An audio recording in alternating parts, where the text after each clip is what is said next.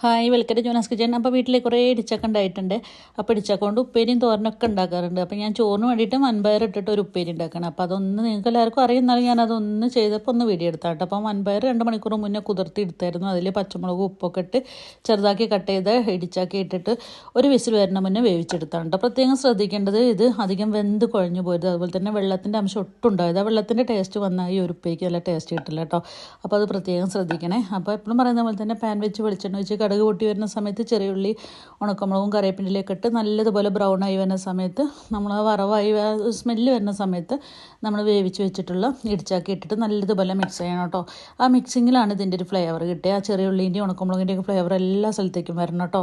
അപ്പോൾ ഈ സമയത്ത് ഉപ്പൊക്കെ ഒന്ന് കറക്റ്റ് ചെയ്ത് കൊടുക്കുക. ഞങ്ങളിവിടെ തേങ്ങ ഇട്ട് മിക്സ് ചെയ്തെടുക്കുന്നതിന് തോരനും അതേപോലെ തേങ്ങ ഇടാതെ എടുക്കുന്നതിന് ഞങ്ങൾ ഉപ്പേരി എന്നാണ് കേട്ടോ പറയാം. അപ്പോൾ നല്ലൊരു ടേസ്റ്റ് തന്നെയാണ് കേട്ടോ. അത് കണ്ടില്ലേ, ഒന്നും തൊടാതെ തൊടാതെ കിട്ടിയിട്ടുണ്ട്.